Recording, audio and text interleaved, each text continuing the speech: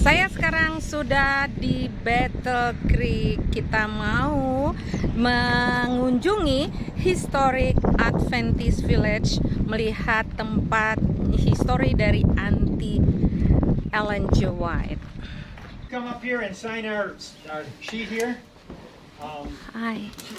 I need a name and a telephone number. If you all have the same telephone number, you can just put it on one telephone. Okay. And this is for COVID protocol. All right.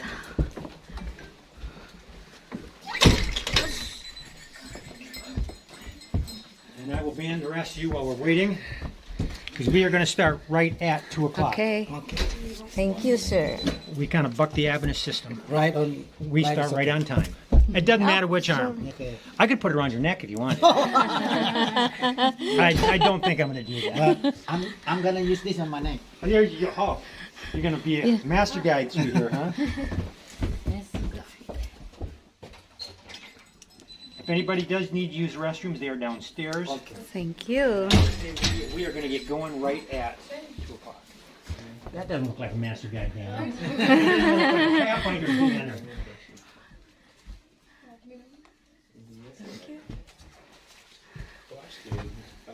Okay, thank you.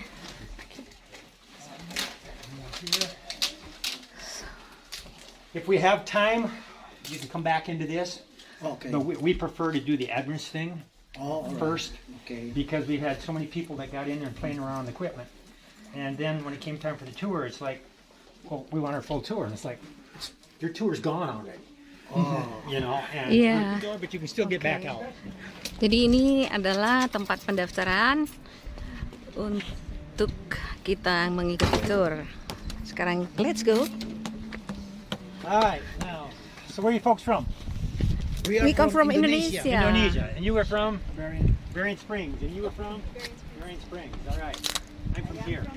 And you're from Mexico, but you speak English, right? Right. Oh, good. Because my You have to try to speak in Spanish. Poquito Espanol. There, I used it. Okay, okay. All right, well, welcome to Historic Adventist Village. My name is Don. I'm director here. Now, Historic Adventist Village is actually one of 4 properties that Adventist Heritage Ministry owns. We also own the Joseph Bates home in Massachusetts, the Waymiller Farm in New York, and Higher Medson's Farm in New York. In our properties, we can cover all 5 of the S's. Now, the first building we're going to go into represents the oldest building built by Adventists in Battle Creek, but it's also the newest one built by Seventh-day Adventists. The original one was built in 1855. We just opened this one up in 2018. Let's go.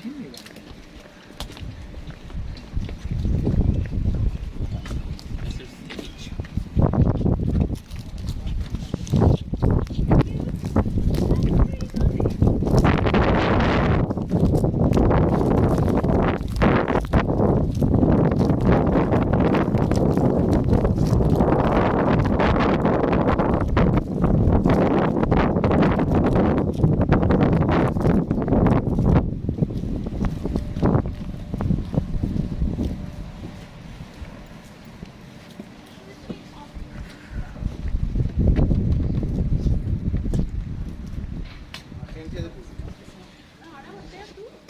By 1902, the Review and Herald Public Association was the largest printing operation in the state of Michigan.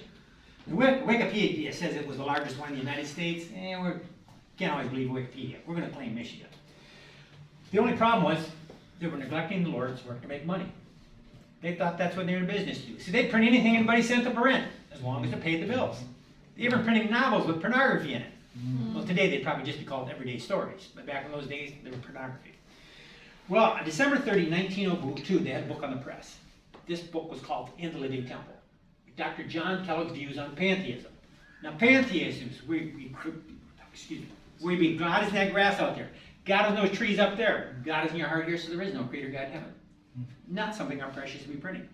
That's what was on the press. We're going to start printing the next day. Well, that night, Uriah Smith, who was the editor, was working in his office across the road, late, in another building. When somebody come running into his office and said, Uriah, the plant is on fire. Sure enough, when they went outside, the sky was aglow in flames. But somebody happened to look in the window of the art department, and they saw this little tan cabinet in there. For some reason, and nobody's ever told me why, they thought it'd be a wise idea to run in the fire and get it out. They did. They pulled it out. They threw it in a snowbank. You can still see the fire marks in the wood right there. Is it that one? That's the one. Why? Well then, up here in this tower, there was a bell. And every night as the sun would set, they'd ring that bell one time. Well, after the fire, after the ashes cooled down, they got the kicking around and they found that bell. It was in perfect shape. So when the Buren Herald went to Tacoma Park, Maryland, they brought that bell there. When the Buren Herald went to Hagerstown, Maryland, they brought that bell there. Well, 4 years ago in October, we had the fall session of the General Conference here. Down there where you're parked, we had a tent that would seat 900 people. We had all the Adventist leaders from all around the world here for that weekend. That weekend, they brought that bell back here to Battle Creek. And that Friday night, actually down in the Tabernacle, because the weather was so bad, that Friday night, as the sun set, they rang that bell 7 times. The first time that bell had ring in Battle Creek in 116 years. Yeah, but as soon as they got down to ring it, they loaded it back in the truck so they could take it back out east. So we didn't get to keep that either. Should come back here. They sold the Review and Herald buildings to Amazon. Amazon tore them down last year. So we here in the ministry here in the village, we're not sure where that bell is. We're not sure where Uriah Smith's desk is. But they should come back here to Battle Creek. There are artifacts. But you know what? You fight your small battles. They did give us a fire-damaged desk. How much more could we ask for? Well, now this building actually has a second history to it. I'm going to tell you what that is in one of our other buildings. We're going to head out underneath that shade tree right there. Kita pindah ke next building.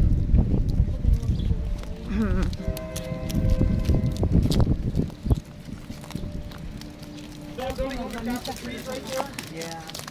That is the old Battle Creek Sanitarium. Oh. That is the 1928 addition onto it. To the left of it, through the trees here, you can see the 1903 section that was built right after the fire of 1902.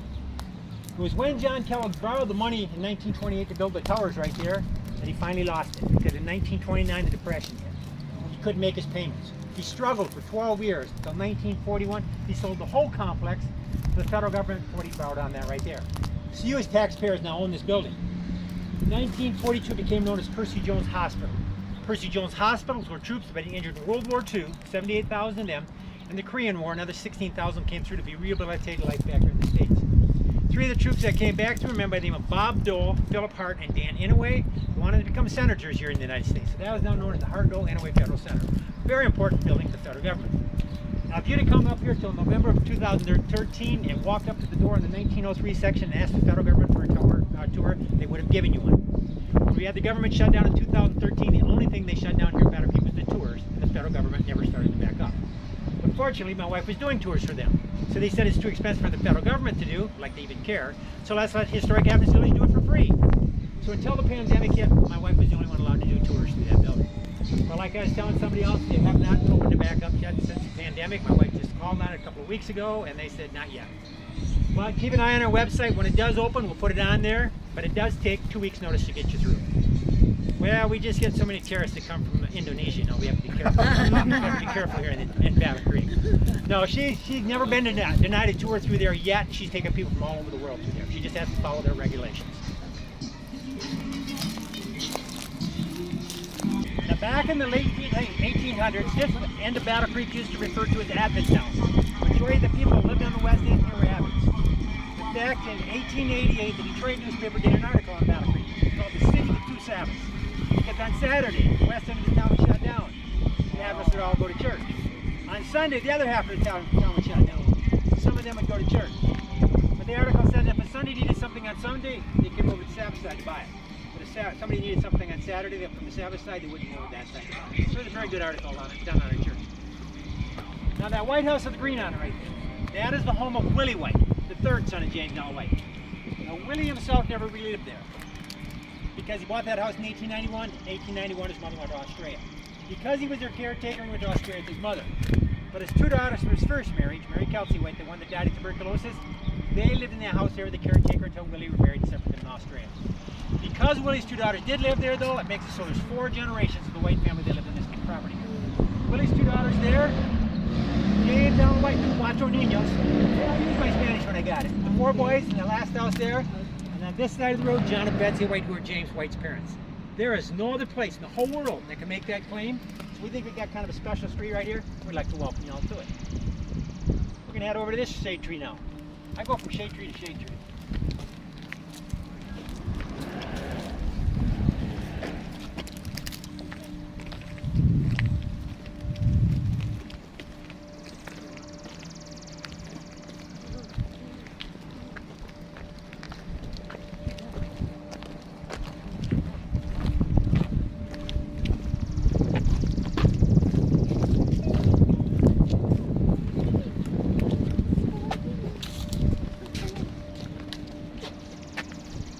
If I do talk too fast for anybody, just go like this. That's the universal sign of down to slow down. But you'll also notice sometimes that I have to stop. I had a stroke last October. Everything is still there, but sometimes I have to stop and think about it. And that's why I had to stop there in the publishing house. It's all still there. It's just a matter of getting it back into the right space. Now, when the concept of the village first started, there was actually a house that was sitting right here. Now this house is in really, really bad shape because they thought that house right there, John Loffer's house, he allowed the city to tear this one down. After it's done, they checked their paperwork. Whoops, wrong house. You've heard that statement, measure twice, cut once, or check your deed twice, don't tear down the wrong house at all. But it was an honest mistake because John Loffer, in his book Miracles of My Life, says house was next to the Dan U house. There's that next little small house right there. They never took into consideration a house was built. But John Loffer was one of my favorite pioneers. John Loffer became an Adventist minister when he was 16 years old. He was not a Sabbatarian Adventist, he was a Millerite Adventist, or First-day Adventist, because the year was 1848. Well, on the winter of his 17th birthday, he decided, I want to be an evangelist. But I don't want to be an evangelist where I live in Victor, New York, because if I fail, my friends are going to laugh at me. So with $4 in his pocket, a pair of pants that were 7 inches too long so they could cut them off, so chances are they were a little wider around the waist, and a coat without a lining, he headed to Rochester, New York, between Christmas and New Year's 1848 to preach. Well, when he got there, he got off the train, he walked 12 miles to his brother's house through the snow, spent the night, and then looking for a church to preach in. Well, the only place he could find to preach was the Baptist church, because this minister thought, what harm can this kid do? He's only 16 years old. Well, the first night the church was packed, because everybody wanted to see this 16-year-old boy without any facial hair preach. Now, John says he wasn't nervous at all, but then maybe he didn't know there were 7 ministers in the audience that night either. Well, the second night, the church was packed again. By this time, this minister was thinking, there's some substance in this kid. I'm going to lose my congregation unless I shut him down. So at the end of the service, he stands up and says, John, I'm so sorry you're not going to be able to preach here tomorrow night, because we're going to have choir practice in here. Everybody could see right through that story. So a man by the name of Mr. Thompson stands up and he says, John, this choir practice is just planning to shut your meetings down. And he says, I've got a schoolhouse 5 miles from here. You can come preach here and live in my house too. John said, that's fine with me. Just let everybody know I'll be tomorrow night. This Baptist minister wouldn't have John yet. So the next day, one of his members invite John over for lunch. When John sat down at the table, they'd come walking that Baptist minister. And he says to John, that was quite an attendance you had last night. John said, yeah, I had a pretty good crowd. But he said, am I to understand correctly now that you're preaching that man is mortal, when he dies, he just goes right to the grave? Well, John said, I don't know how you take that any way. I preach that right directly out of the Bible. The minister looks at him and says, well, doesn't it say in Revelation 25 the man goes directly to heaven? Now there's a problem here. How many chapters are there in Revelation? 22. So John said, well, that'd be 3 chapters beyond the Bible. The minister grabs the Bible off the shelf and starts looking for Revelation 25. Finally he looks up and he says, where's Revelation? John took the Bible back, first from Revelation 5, the Old Testament, was looking for But this time everybody in his house knows this minister doesn't know the Bible very well. The minister knows, my time here's done, we should just leave. So he's finally just says to John, you want to have more important things to do to stand here darkness where he lived. Well, John did have 5 sermons at that schoolhouse, and all he had, he was only in the 16th.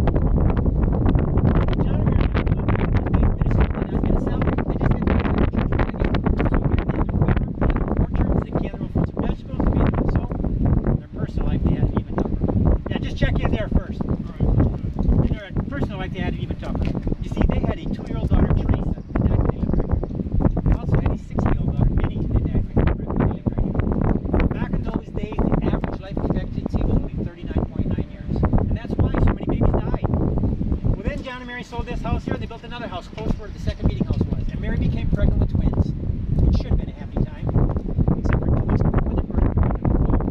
So when the babies were born, both babies were born dead. And then Mary's mother died within the hour.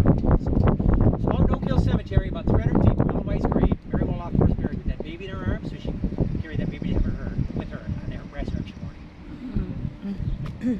We have that hope and resurrection. If you want to know any more about John Lockbrook, get his book, Miracles of My Life. Trust me, you'll enjoy reading it. We're going to head off this way right here. This is John Lockbrook's house and whatnot. We call it our William J. Hart exhibit, but then he didn't live here either. The lady that did live here, though, does have kind of an interesting story. Her name was Harriet Henderson Tucker. And Harriet Henderson Tucker came north on the Underground Railroad when she's 2 years old in her dad's arms. Yes, they were runaway slaves. Battle Creek here was a huge stop on that Underground Railroad. And the Underground Railroad was neither underground or a railroad, but a series of safe houses from slavery to the south to freedom in Canada in the north. Battle Creek was a huge stop here. There's a gentleman by the name of Uriah Smith, a Quaker that lived here. He himself knows they brought over 1,000 former slaves through here and sent them on to Canada. Mrs. Tucker's dad thought Battle Creek was safe enough, so they sat down where it's here. And Mrs. Tucker lived here, and her daughter, who eventually had a house across the road, ever became Seventh-day Adventist, thought out of respect for the Adventists here in Edmonton, they would not do their laundry on Saturday to hang it out. We're going to go into this house here. The last person in will shut my gates. My dogs don't get out. I'd appreciate that.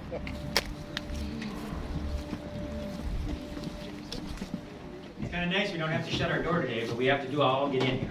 Because we probably want to leave it open to let the warm air blow in. This is our Black History house. Now the plaque in front of the window there, that represents the fugitive slave law. In 1850, they enacted a law in the United States that said if you found a runaway slave, even in the free states of the North, required by the federal government to send them back to their masters in the South. Now, the only time we know of Ellen White ever speaking against the federal government, and it's been in our Sabbath school lesson twice in the last 4 years, was when she said no man should send own another person, don't send them back. Now, many of the Adventist pioneers were abolitionists, and some of them had homes on the Underground Railroad. John Byington, the first General Conference president, is thought to have had one in Bucksbridge, New York. John Preston Kellogg, who John Harvey Kellogg's dad, is thought to have had one in Tyrone, Michigan. Now the Henry Box Brown incident right here, I'm going to let you look that one up on the internet or listen to it on your store hour. That's the best way to listen to it. It's not an Adventist story, it's not even a Battle Creek story. So why do we have that here? Because in a typical year, we get every second grader to study Battle Creek that comes through here. Because we're a religious organization, we have to be very careful with the stories we tell the public school system. That's a very generic story that we can tell them and not get in trouble. Because these 200 to 300 kids that typically come through here a year are very important to us. Because later on they come back with moms, dads, grandpas, and grandmas, the rest of their siblings and stuff. That's so exciting to us. You know, this pandemic is just about over with. But but incredibly here in Battle Creek, they do teach the second graders about Ellen White in the public school system. You can't talk about Battle Creek history without talking about Ellen White. The first year my wife and I were down here, the director told us, don't mention Ellen White, don't mention Ellen White. So we were being really careful. The kids are coming out of the Welcome Center, they go, which house is Mrs. White's house? And so we said to the teachers, how do they know about it? We said, we teach them about that. It's history. So we got their curriculum, we know what we can say in that. The incredible thing is they teach the second graders more here in the public schools of the system about Ellen White than our church schools teach them in the second grade. We've sent the curriculum on to the Michigan Conference, so hopefully they'll take a look at this and say, hey, we need to teach this much. All right, over here we have Charles Kinney. Now, Charles Kinney was the first black ever ordained as a Seventh-day Adventist minister. Now, we have since found that another one came in by profession of faith, but he was the first one ordained. He was born as a slave. After the Civil War, he got some education. He took some barbering school, and then he hooked up the wagon train and headed out west. He got as far as Reno, Nevada, and decided this is where I'm going to spend the rest of my life. John Lockbrook came through there, holding evangelistic meetings. Charles Kinney and 6 others were converted to Seventh-day Sabbath. After the conversion of baptism, though, at that time Nevada didn't have a conference of law. They were underneath the California conference. So Charles Kinney was elected church clerk. He was to send all the paperwork down from Nevada. He was so meticulous in what he did, they decided this man needs to be a Seventh-day Adventist minister. They sponsored him to go to Healdsburg College in California, which is now called Pacific Union, and he did become one. And at one time, Charles Kinney was basically the only Seventh-day Adventist minister evangelizing all the blacks in the United States for a church. So he had a huge mission field. I'm going to tell you about some of his help later on. Now, there are 2 men that had visions before Ellen White did. The first one was William Foy, who was a black Free Will Baptist minister. He lived in Boston, Massachusetts. Massachusetts was considered a free state. That's kind of subjective how you look at it. It meant that there wasn't slavery there. It still did not make a black man free. He still had to be very careful in what he did instead. So when he received his first vision in January of 1842, which is 2.5 hours long, he was really kind of hesitant to speak it from the pulpit. When he received his second vision, 1 month later, that was 12.5 hours long, at the end of that, the angel informed him he was to speak from the pulpit. Well, he's still a black man in a white man's world. He still had to worry about his life. But when his fellow ministers encouraged him to speak it from their pulpits, the message was universally accepted by both blacks and whites. But like John Lockbrook, he didn't get a salary, and he eventually went back to farming. And then he'd go back to preaching. Then he'd go back to farming. Then he'd go back to preaching. He did get 2 more visions before the 1844 disappointment, but then they were removed from him. Ellen White says his visions were true and sure, but they were for that time, and that time was done. Lottie Blake, born Lottie Isbell on the Isbell plantation. Many times they were named after the plantations they were born on. In her, John and Al Kellogg saw the aptitude to be a physician, so they sent her on to medical school. There she met her husband David Blake. Because they were both medical people, they decided to become medical missionaries. They first went to Panama, made a short stop in Haiti, and then went to Jamaica. But then they decided to come back here to the United States and start a practice. And David Blake came first. About the time he hit the shores of America, he died, leaving Lottie in Jamaica with 5 kids. She eventually made her way back here and is credited with helping to start the nursing school down at Oak Hill University. Now, my co-favorite pioneer in the village with John Lockbrook is Anna Knight. Now, Anna Knight was born after the Civil War. The way to keep the blacks down after the Civil War was not to educate them. If a person can't read, write, add, subtract, you can put anything on a piece of paper, tell them that's what it says, they have to believe you. They don't know any different. You still have them in subjection. That didn't work for Anna Knight. She wanted an education. So she traded her ability to do housework with a white friend, that friend to teach her how to read and write. Well, after she learned how to read, she needed something to read. So a catalog of magazines salesmen came for town, and for $1 she could get a subscription. So she begged $1 off her mother. Her mother said, "Don't ever do this again. This is foolish money spent." And sent away for these catalogs of magazines. One of the magazines she eventually got was called the Comfort Magazine. And in there they had what was called a Cousins Exchange. People could write in to have their wishes granted. Anna's wish was for pen pals. Today, kids would call them Facebook friends. Well, pretty soon Anna had 40 pen pals. 2 of her Seventh-day Adventists. One was a colporteur from the state of Texas by the name of Ellis. The other was a lady by the name of Edith Embray that worked for the Signs of the Times in California. And when Edith would send the Signs of the Times to Anna, she'd do something rather strange. She'd put a red check or a blue check on the magazine. And then with the accompanying letter, she'd say, "Anna, when you read the article with the red check, or you read the article with the blue check, please write back and tell me what you think about it." Well, this caused Anna to have to do 3 things. She had to read that article, she had to think about that article, she had to write back about that article. In 6 months, she was convicted of the Seventh-day Sabbath. Where she lived in Gitana, Mississippi, there were no other Sabbath keepers. So Edith had also introduced to a family called the Chambers, who lived in Chattanooga, Tennessee. So the Chambers, they wrote to Anna and said, "Anna, if you'd like to be baptized in the Seventh-day Adventist Church, make your way to Chattanooga and we'll baptize you there." So Anna sold her half of a bale of cotton. This is what cotton looks like in its raw form. She sold her half of a bale of cotton, bought a train ticket to Chattanooga, Tennessee, 382 miles away, was baptized in the Seventh-day Adventist Church. Now, after baptism, though, she decided she wanted some education, so they enrolled her in Graysville Academy, which is a forerunner to Southern University. Well, Anna went to school in the morning, but by noon, the first day people at Graysville had heard there was a black girl in school. They put up such a fuss that Anna was not allowed to finish the day off in our school and never allowed to go back. Fortunately, though, she was living with the matron of the school, so she did get 10 weeks of schooling before she had to go back to Mississippi and help her mother with crops. Now, she said she went back as a dyed-in-the-wool Seventh-day Adventist, but now she ran into a dilemma. She had to decide whether she's going to keep the 4th commandment, remember the Sabbath day to keep it holy, or the 5th commandment, honor their mother and their father. Because her mother said education made her stupid and lazy. Stupid because she changed the day she worshiped on, lazy because she didn't work Sabbaths anymore. Well, Anna decided to stick by her guns, literally. So on Sabbath morning, she'd take her youth instructor, her review and Herald, her Bible, and her revolver, and she'd go out in the woods to worship. People knew she knew how to use that 4th item very well in case trouble should show up. Well, eventually the grief at home became so great, she made it way up here now. She made her way to Mount Vernon Academy in Ohio for a year, and up here to Battle Creek to take the missionary nurses training course. When she just about ready to graduate, though, Dr. Kellogg challenged these nurses to become missionaries where they lived. So she went back to Gitana, Mississippi. But this time the family was a little more accepting of her. So she started a school. She started Sabbath school. She started Sunday school. She started medical work. She started teaching about the dangers of alcohol. Pretty soon up here in Battle Creek, they're hearing about this dynamo by the name of Anna Knight that's got all these wonderful programs going. So they invited her back to the 1901 General Conference at Delia. When she got back here, she found out they were looking for missionaries to India. Oh, she always wanted to be a foreign missionary, especially to India. So she said to the General Conference, "If you can find 2 people to take my place in Mississippi, because one person can't do everything I was doing, I will go to India as a missionary or nurse." Well, they found a young couple called the Atwoods. And Anna, there again, Anna was miss everything. When she got over, if the school needed a principal, it's Anna Knight. If it needed a treasurer, Anna Knight. If it needed a home ec teacher, Anna Knight. If they needed somebody to plow the garden with the American plow, Anna would be behind that oxen and plow. In her spare time, she also did literature evangelist work. But after 6 years, she heard that young couple couldn't get those programs going anymore. So she asked for a referral to come back to the United States to restart those programs back up. When she got back here, they were just then starting the Southern conferences. So they would ask Anna to take positions in education and health. As long as in those 2 fields, Anna would accept it. From 1911 until 1952, she kept track of every mile she traveled from the Seventh-day Adventist Church, and most of these would have been by rail car. That was 554,000 miles, the equivalent of 23 times around the world. She also kept track of every meeting she ever attended, every Bible study she ever gave, every letter she ever wrote. If you should ever find the book, Mississippi Girl, Ann Knight's autobiography, I highly recommend that you pick that up and read it. Because if you can't get excited about Ann Knight and John Loughborough, you're in the wrong church. I think those are two of our most exciting young people. All right. As I said at one time, Charles Kinney was the only one evangelizing the back. Edson White, the second son of James and White, his wife Emma, they kind of strayed from average church for a while. When they came back, when they were 44 years old, they read Mrs. White's tract, Our Duty to Colored People. Thought we can help Charles Kinney. Now, even though the Civil War had been over for many years, they're pretty sure the white plantation owners still weren't thrilled about the results of this war. So if they were to bring a tent down south, it'd probably get torn down. If they were to build a building down there, it'd probably get burned down. So their idea was, let's build a boat and we'll put it on Mississippi River. That way we can pull up into the riverbank, put the gangplank down, people get aboard this boat for education or evangelism. If trouble shows up, we just pull up the gangplank, we stay up and down the river until the trouble's gone, we let the people out. It's a great plan. They only had one problem with their plan. They wanted to build that boat here in Battle Creek, Michigan. Now, I'm pretty sure you all don't know what the Kalamazoo River looks like out there, but the boat they were going to build was 12 feet wide, 72 feet long. My wife and I have taken our kayaks on that river. We would drag them bottom most of the way, so it's not going to float here.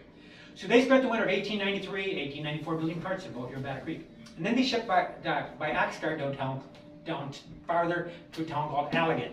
There the river was deeper and wider, and 4 members of that church agreed to put the boat together.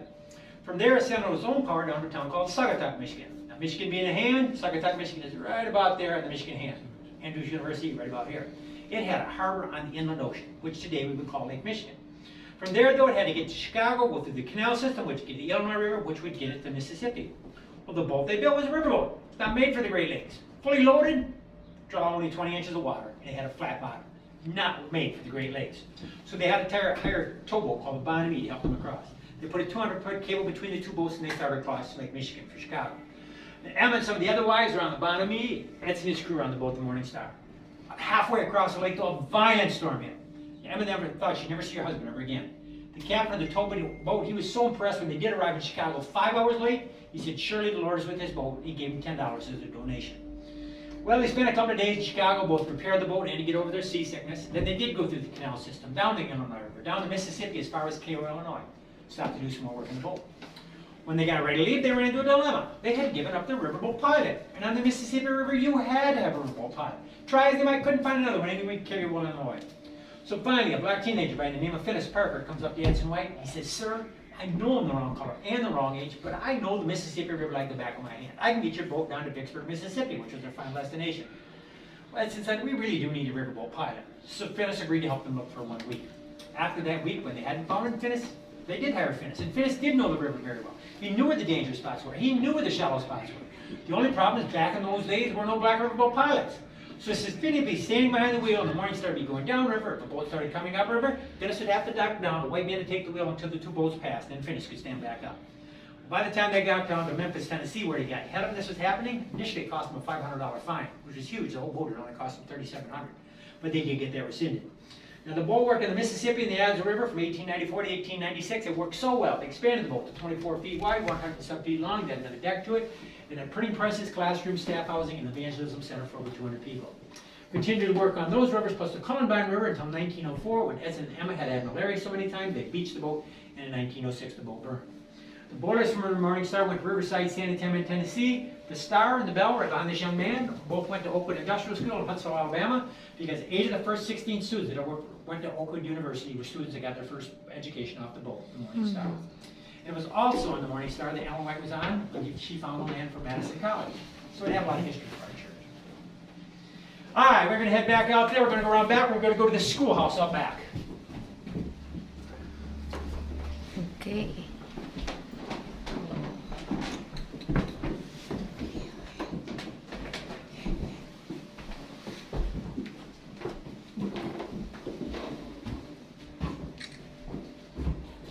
We're going to go that way. Now, meet you where the flag is.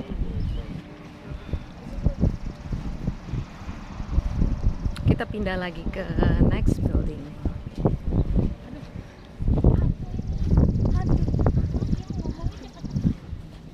Sent to school with COVID guys.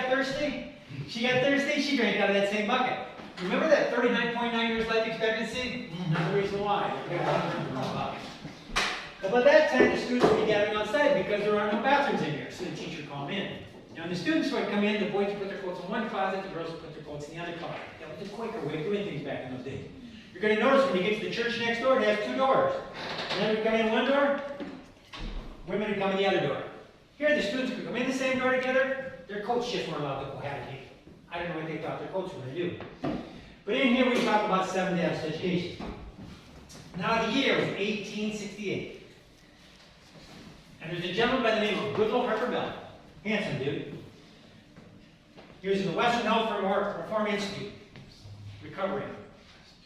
He was a school teacher. And Mr. Bell here was not a Seventh-day Adventist, but his roommate, Mr. Osborne, was. So every night when Mr. Osborne saw Mr. Bell sound asleep, he'd slip out of his bed, he'd go across the floor, he'd kneel down next to Mr. Bell's bed, he'd pray for his soul out loud. Well, eventually Mr. Bell became curious. He took some Bible studies and did become a Seventh-day Adventist. Now, the Western Health Reform Institute, as it's called, that worked on the principles of good water, good food, fresh air, sunshine, and exercise. Well, one day, Edson White, the second son of James L. White, saw Mr. Bell exercising by cutting firewood. He found out he was a school teacher, so he went down to him and said, "Sir, some friends and I were wondering if you tutor some grammar." Well, Mr. Bell wasn't going anywhere, so he said, "Yeah, I can tutor a few boys in grammar." 14 boys showed up. 2 were the white boys, Edson and Willie. 2 were Kellogg, John and Will. Mr. Bell was an excellent school teacher. His school became known as Bell Select School. In fact, he was such a good teacher that 4 years later, James White said, "We need to take this school over and make it a Seventh-day Adventist sponsored school." So on June the 3rd, 1872, 150 years ago this year, the first Seventh-day Adventist school anywhere in the world began here in Battle Creek, Michigan, on the second floor of this building right here. Now this building might look a little bit familiar. It's the second life of the 1855 Review and Herald building. Once the press had moved out, the school desk moved in. Now Mr. Bell and his family lived on the top floor here. Mr. Bell's 12 students were down here on the bottom floor. Within 6 weeks, he had 25 students. As I said, he was an excellent school teacher, and that school continued to grow. So much so that after 2 years, this building was too small, and they had to find land for a new school. Now, Mrs. White's idea of a Seventh-day Adventist college, because by now it was known as Battle Creek College, is that it should be self-supporting. They should have enough land for gardens, for orchards, and for dairy areas. So when they started looking for land for a new school, they found 40 acres of land north of town here. Oh, Mrs. White thought that'd be great land for a school. And then they found about 40 acres of land south of town, on the lake we have here in Battle Creek. Mrs. White thought that'd be great land for a school, too. But the Adventist Education Association, all their wisdom decided to buy 12 acres right dead center in the middle of town, promptly sold 5 of those acres off. You can't have a self-supporting school on 7 acres of land. That's hardly enough land for garden level dairy area. Mrs. White said to cried when she heard what they did. Well, that school had some good years. It had some bad years. But finally, by 1899, the two administrators, Percy T. McGann and Edwin Sutherland, they wrote to Mrs. White in Australia and said, "Mrs. White, we need to move this school." Her reply was basically, "Just be patient, boys." Well, by the 1901 General Conference, the same one that Ann and I came to, Mrs. White and the General Conference patience was spent. Because you see, by now, more than half of the students were working for John Kellogg at the Battle Creek Sanitarium. He was starting to get those pantheistic ideas. They needed to get their students to work with John Kellogg, but they didn't want John to know this is why they're leaving, because they really hope you buy the land after they left. So Mrs. White called P.T. McGann into her room and said, "Percy, the General Conference has given you and Evan permission to find land for the school." So they got their bicycles, they put them on a train, and they started going around the state of Michigan. Well, pretty soon down the southwest corner of Michigan, they found 272 acres of the most beautiful, fertile farmland in the state of Michigan. This land was absolutely gorgeous. We had the St. Joe River meandering right through the center of it. Only wanted $18,000 for this land. Percy McGann was so excited, he gave him $5 as a down payment. They came back here to Battle Creek. They loaded all the assets at the Battle Creek College into 16 boxcars of a train. They shipped it down to a place called Buren Springs. Now, incredibly, even today, there are people that aren't sure that the $17,995 had even been approved by the time this train left Battle Creek here. But they didn't pick up the option on land. But now they had a dilemma. They had 272 acres of vacant farmland. There were no buildings on this land. What should they do then? At school that first year, everybody go build buildings on this land? Or should they find some buildings in Buren Springs, rent those, then they have classes in the morning, in the afternoon students and faculty build buildings on this land? Edwin Sutherland said, "We don't have school this first year, we lose all our students." So they looked around Buren Springs. They found a summer hotel they could rent as a dormitory. Then they found Old County Courthouse, Old County Jail, and Old Sheriff's House, and they rented those also. So that first year, if you went to Missionary College, as it was called, you could have classes in the courthouse, a jail cell, and who knows, maybe if you got in trouble, you got sent to the sheriff's house. Those three buildings still do exist in some part of downtown Buren Springs, Michigan. Now they started building the buildings because this was a missionary school. These students going from here were going to the mission field.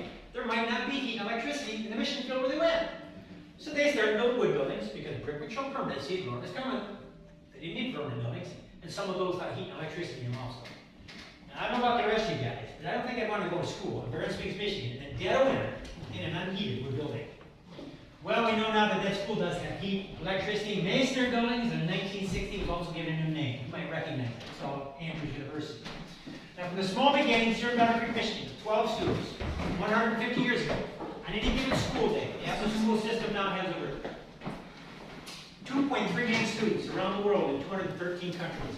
We have over 8,900 schools and universities, and over 113,000 seventh-day school teachers. It's now the second largest parochial school system in the world. The only one that tops us right now is the Catholic school system. Then they had a 1,500-year head start on us. We're catching up. And also around this time, there was a man by the name of Uriah Smith. Okay. Now, Uriah Smith here, he was a very interesting man. He wore many different hats. He worked for the Review and Herald for almost 50 years, many of those as editor. He was a writer. He wrote books like Thoughts on Daniel, Thoughts on Revelation. He was a published poet. His first published poem was 35,000 words long.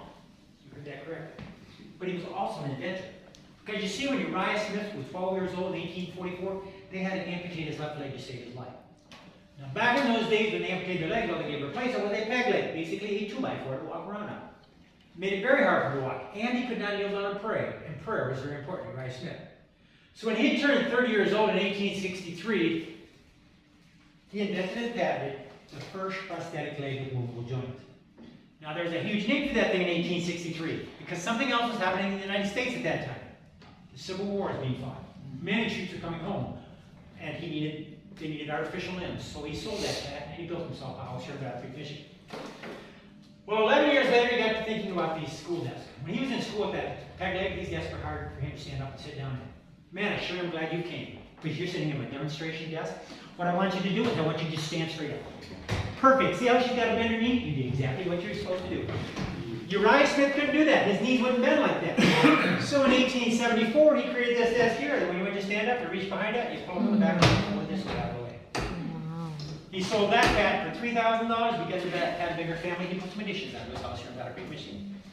Now, Uriah Smith did have 9 patents, but not all of his ideas worked out so well. This was also about the time that the automobile was just coming on the scene. The automobile was scaring the horses. Uriah Smith should know he's one of the first people in Battle Creek to have an automobile.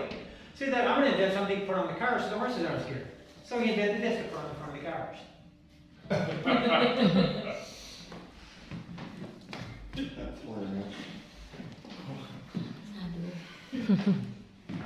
The world's first foot ornament.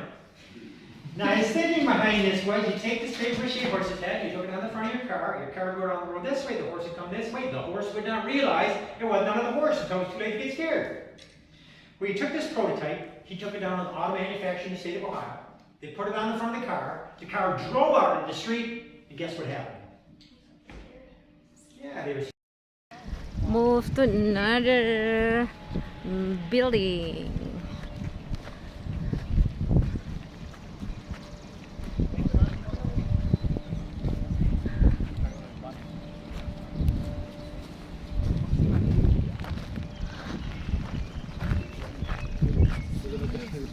Nosotros estábamos viéndolos y nos veían. Sí los hemos visto en alguna parte antes.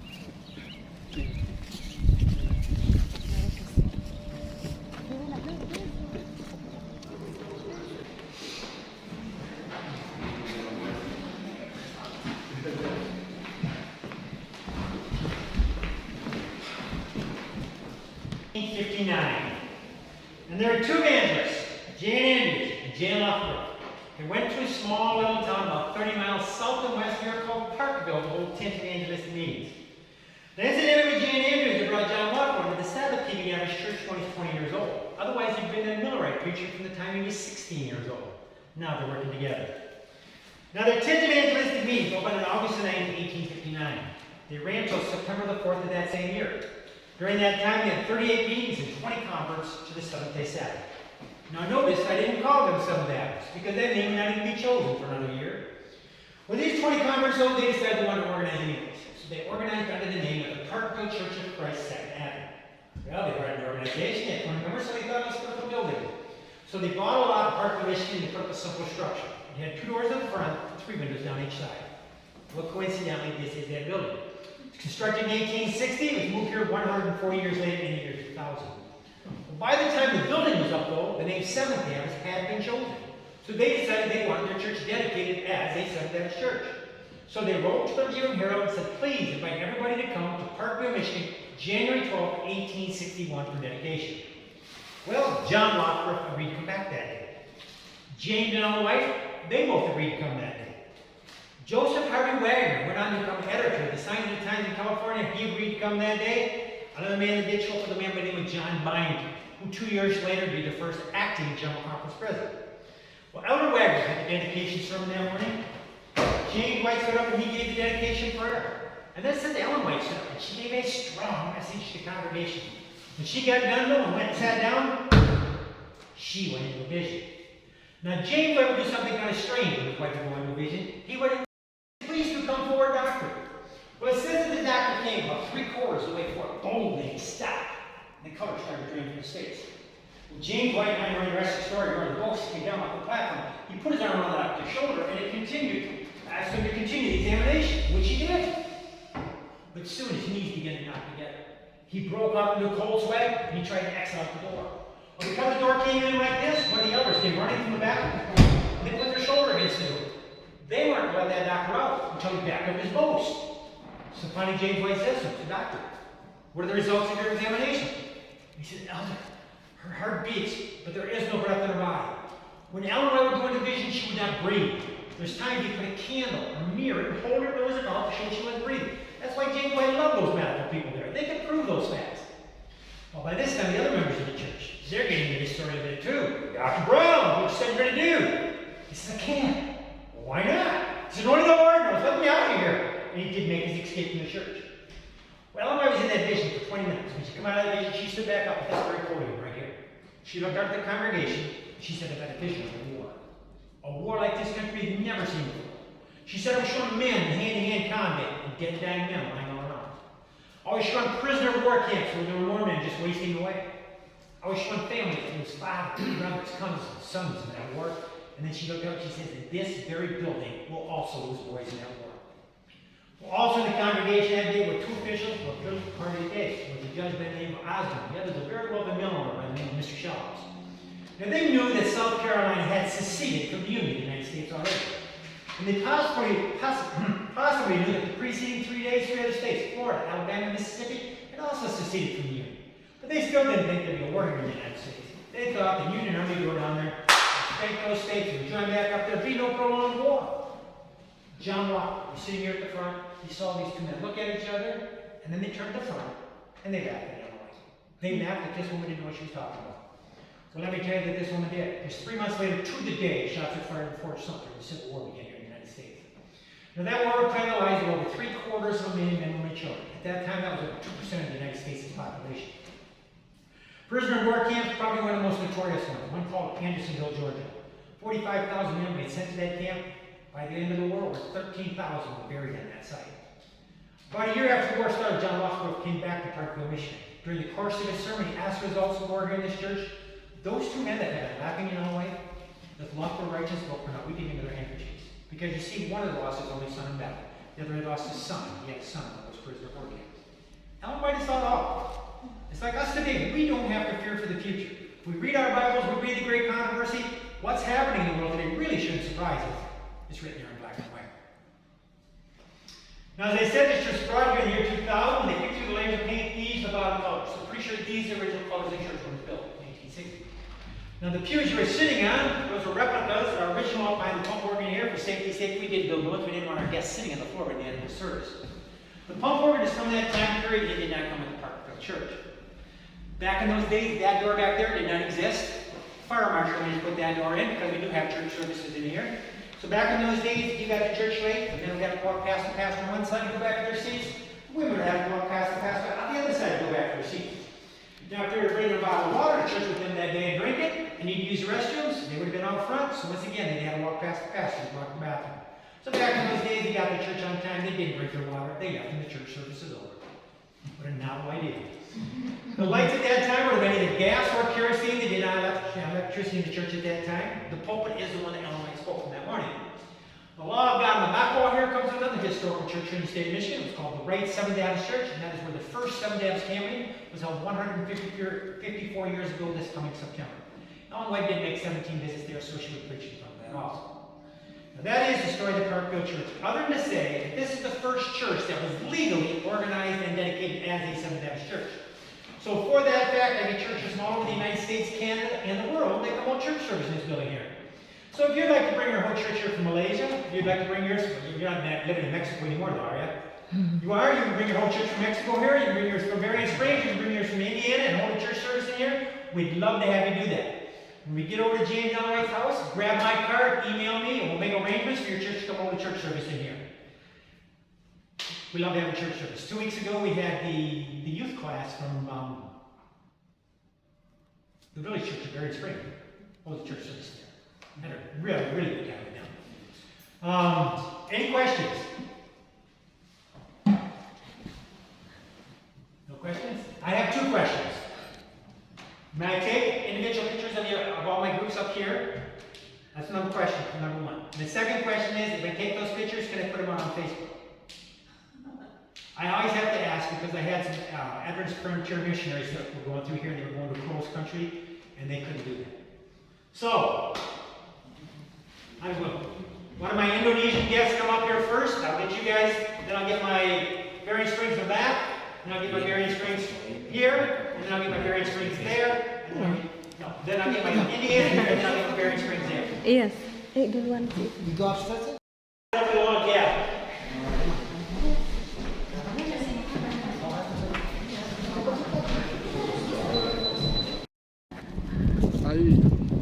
Well, Indonesia is a very important country, so when you know about politics, you have to know about Indonesia. Hopefully one day you will come to Indonesia. Hopefully. Yes. Buildings that were sold to us by the Battle Creek Historical Society. It was built in the 1850s and it's been moved twice to get here. Both times they tore it completely down, and that's why you see the new wood up here. Anytime you tear a building down, you are going to lose some wood. But in here we talk about David Hewitt, the most honest man in Battle Creek. But to get to David Hewitt's story, you really need the story that gets you to that story.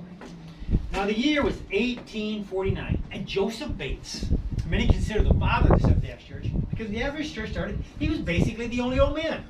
With everybody else in their 20s and 30s, he was a retired sea captain. Now he retired at the age of 35, but by the time the church got here, started, he was 55. Average life expectancy only being that 39.9 years, that made him an old man.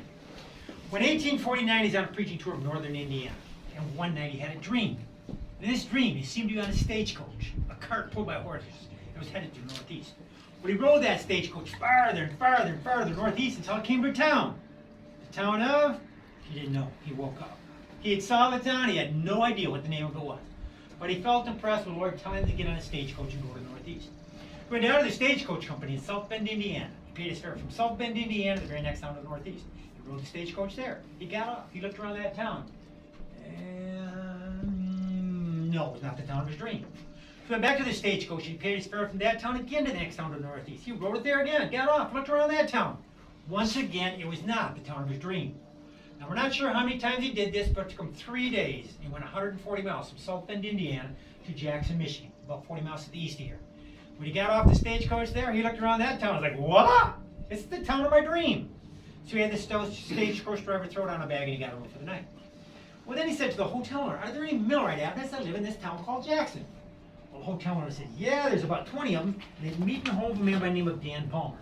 Now, for you that started the tour with me, Dan Palmer was the only man that didn't have to sell anything to come up with his $300 pledge. This is what Abigail, we'll hear about Abigail just a little bit later.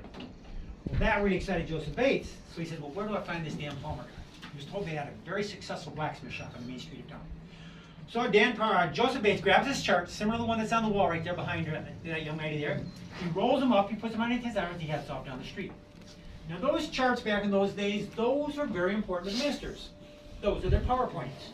You know, ministers don't leave home without a PowerPoint today. They didn't back then either. They just called them charts. When he got to the blacksmith, I'm going to make some noise behind you here shortly. When he got to the blacksmith shop, he said to Dan Plummer, "Sir, I'd really like to preach to you." Dan Plummer said, "Well, you can preach as long as I can continue to make horseshoes." Well, that was fine to Joseph Bates, so he hung up his charts. Daniel, Revelation, the 2,300 days in the sanctuary, he started to preach. Now, most of these charts were very familiar to Dan Palmer. It was only 5 years since that grace appointment of 1844. The sanctuary chart, though, that was new. That's where they made their mistake, not understanding the cleansing of the sanctuary at the end of the 2,300-day prophecy. So Joseph Bates starts to preach, Dan Palmer starts making horseshoes. Joseph Bates continues to preach, Dan Palmer continues to make horseshoes.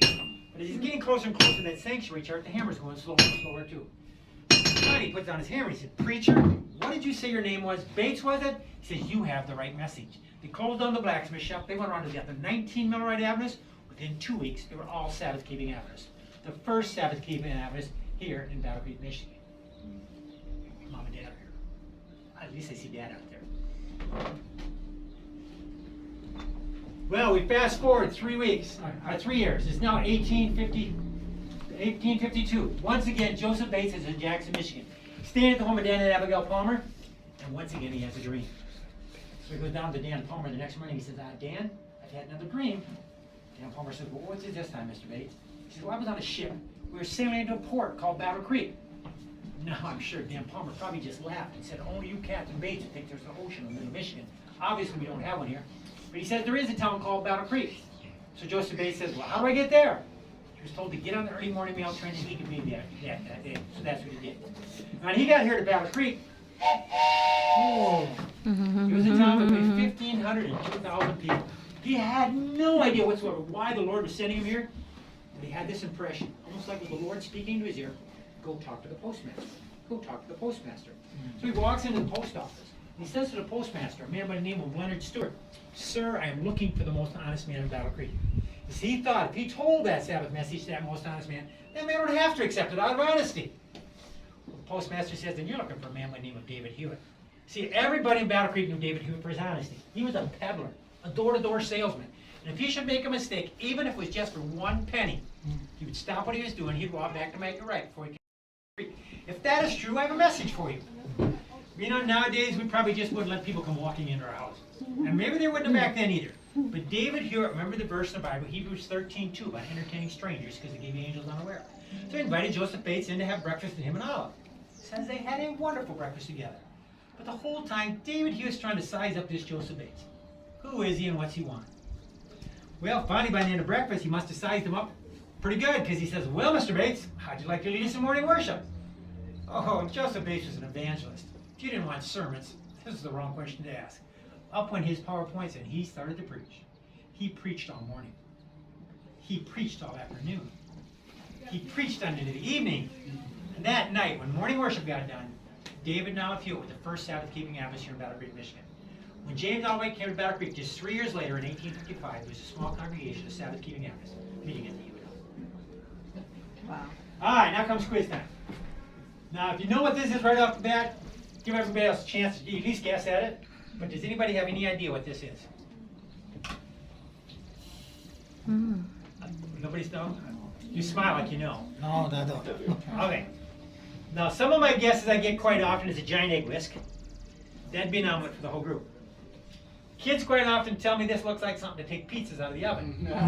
Probably would have worked, kids, but they didn't have pizzas back in those days. Back then. People though that don't live in the state of Michigan tell me this looks like a fly swatter. Now, I'm not sure how big their flies are where they come from. Our flies aren't this big in Michigan. Possibly our mosquito, which is our state bird, but not our fly. No, this is the original Hoover vacuum cleaner. What they do is they take their carpets, they hang off in the clothesline, and beat the dust out. Okay. Parents have another name. They call them something called a child motivator. I have no idea what that would be. All right, this right here, this is a toaster. This here, they can take this, put this over the coals of their fire. Put your slice of bread down there, your slice of cheese, your next slice of bread. You have your Saturday night grilled cheese sandwich. All right, this right here is referred to as an adze. Now the axe, the head goes this way here, and adze goes this way here. Obviously, logs don't go square in the forest. So what they do is they cut their tree down with an axe, they stand over top of it, they square it off. And as you can see, this how this cabin was built in the 1850s because you can still see the adze marks in the wood right there. Now, if you wanted butter for your toast in the morning, you didn't go down to your local Meijer store. You melt your cow, you skim the cream off, you put your cream in the butter churn, you put your lid on there, and you got your most energetic child making butter for the family. So the reason to say the most energetic, I'm told this is a 1 to 3 hour process to do this. So who'd be the most energetic?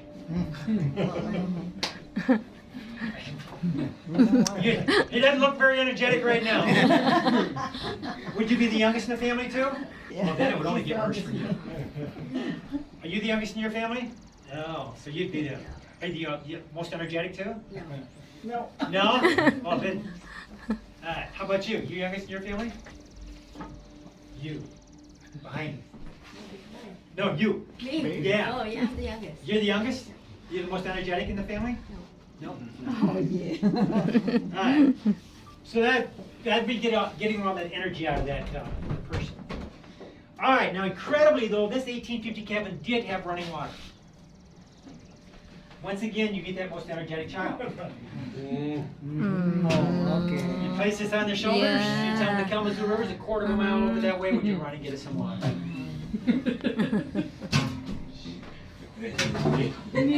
So either one of you are the most energetic in your families? I'm definitely the most energetic. Or you be the youngest too? Yeah. Then it only gets worse for you. Not only do you have to make the butter, but you have to get the water too. Alright, now the flat irons. Those who use flat irons tell me that typically they would have 3 or more of these things because they cool off quicker than they heat up. So they'd be ironing with the one. When you get cold, they take that over the stove and wrap the towel from that one, wrap it around this one here, take a rag to wipe this off, and continue to go with their laundry. And then this right here, this was the bathtub. Better. Now, because of the running water situation, in the wintertime, this bathtub would get filled one time for the entire family. Oh, wow. Guess who took their bath first? Dad. The baby was the last one. And you got that right. The youngest is the last one. Dad was the first one because he was the breadwinner. He was the most important person in the family. The baby, until he could do something, he was expendable. Put it on my alley back in those days. Have you ever? The babies died. Once again, that 39.9-year life expectancy. Their kids are dying in their bathwater. And that's where the saying, don't throw the baby out with the bathwater came in. Because you want to fish around there, you want to make sure your kids are all before you threw out the bathwater. Now, in a log cabin like this, Mom, Dad, and the youngest, they didn't steal my baby, did they? Yes. They did. They stole my baby.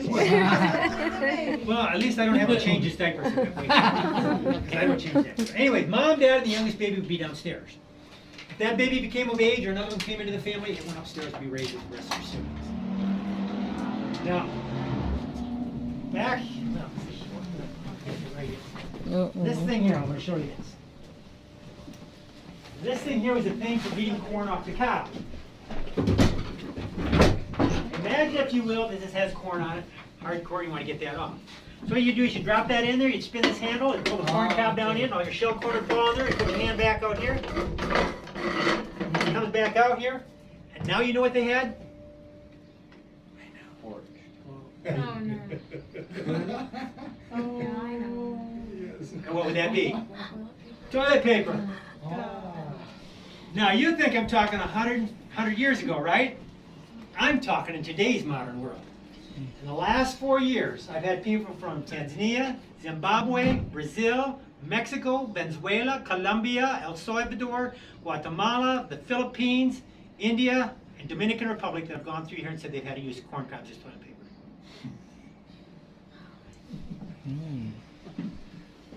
Yeah, and a couple of years ago, remember when we had the pandemic? Yeah. People from out of state stole all of our toilet papers. This is what we had in our rest areas.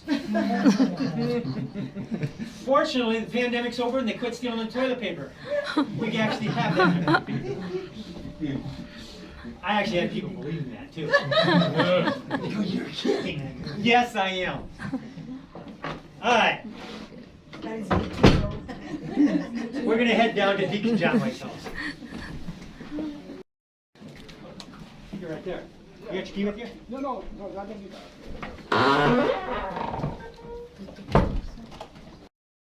Hmm.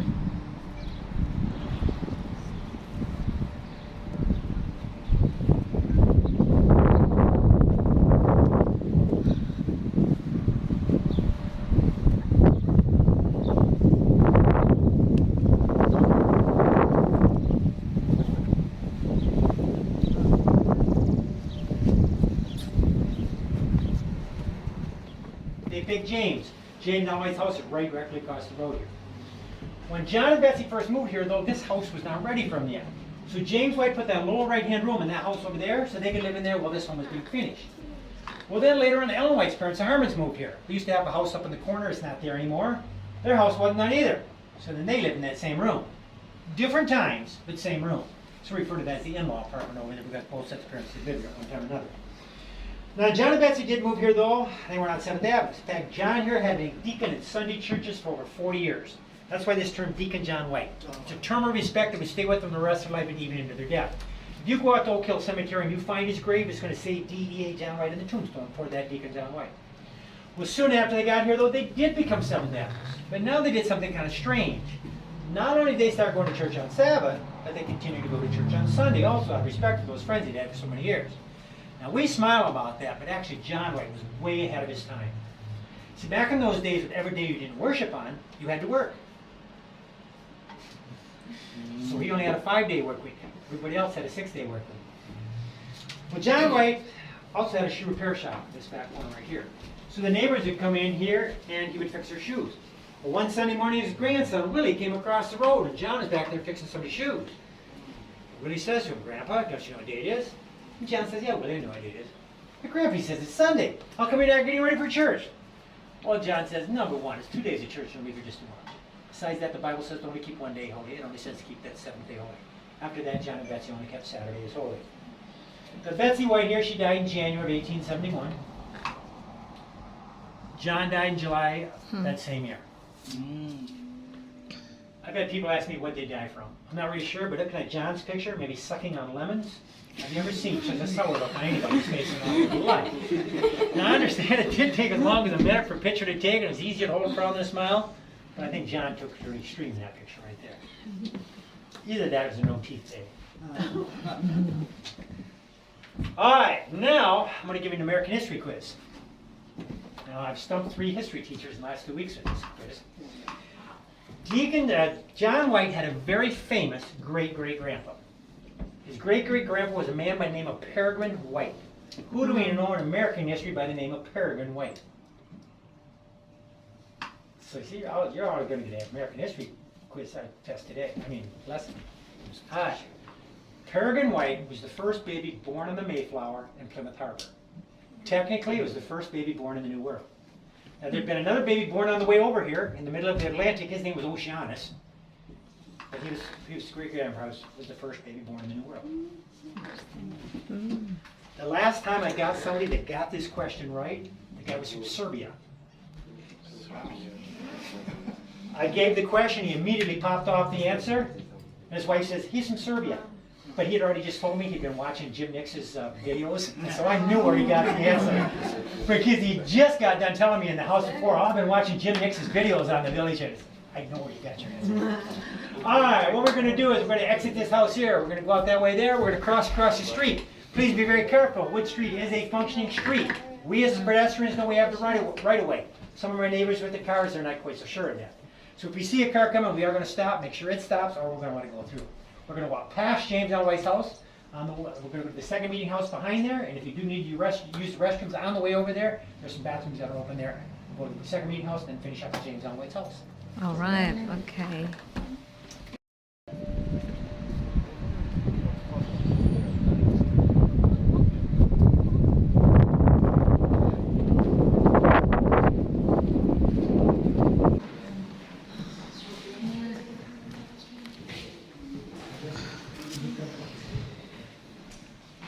All right, this building here is just a replica of the 1857 meeting house.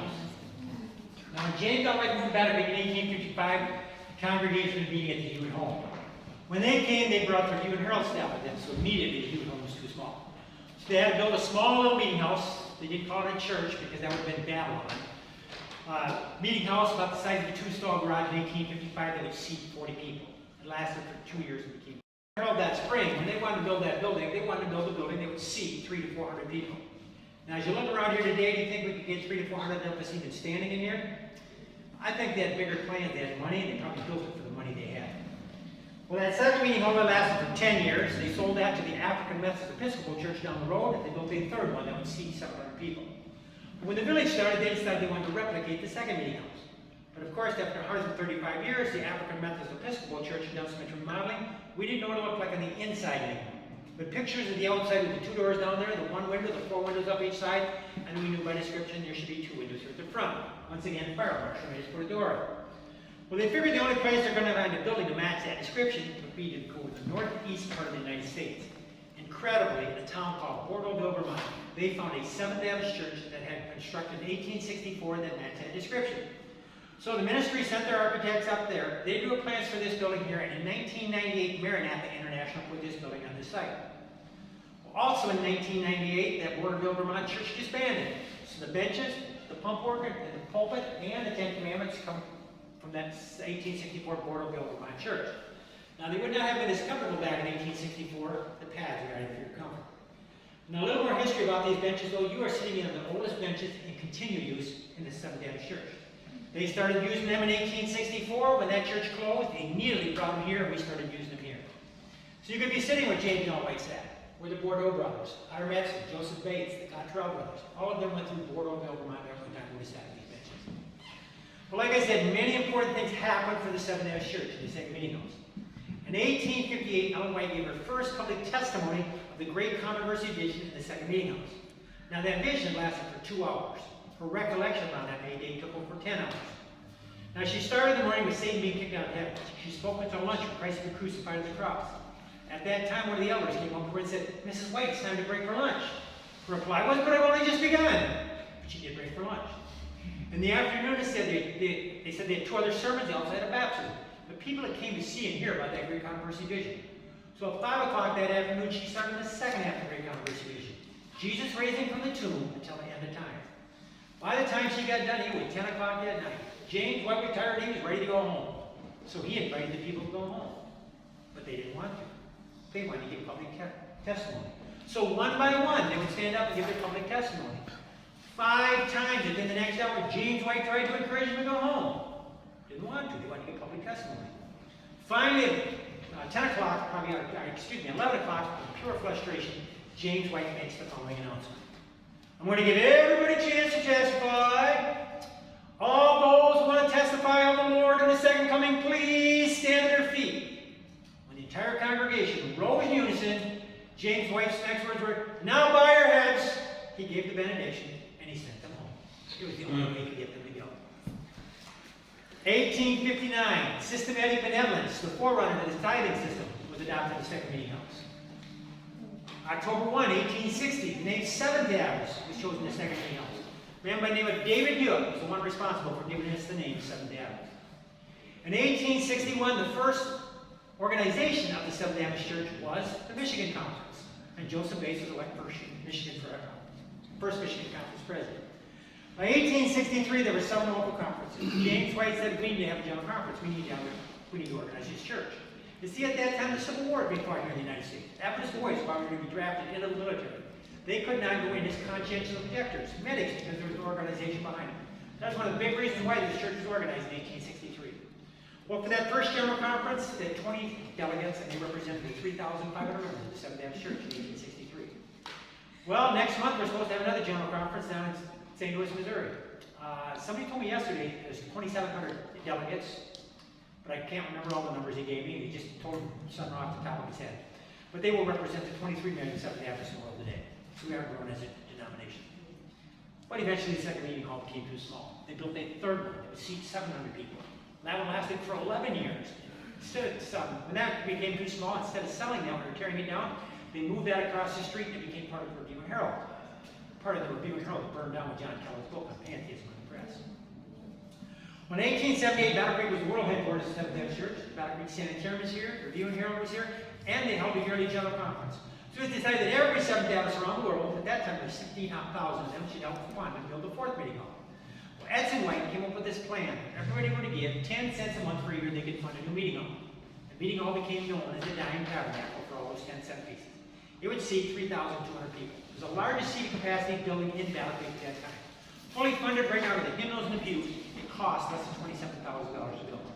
To replicate the building alone today would be in the millions, so I don't think that's ever going to happen on site. Well, the Dying Tabernacle never did become too small. But on a Saturday night, January 7, 1922, word spread around Battle Creek that the Dying Tabernacle was on fire.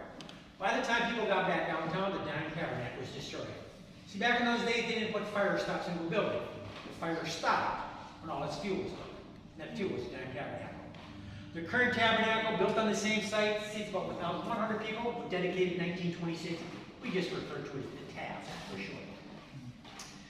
All right, now, if the Parkville Church is too small to bring your congregation to, we get 70 to 80 in that one right there. Or you can bring them to this one right here. We can get 180 to 200 in this building right here.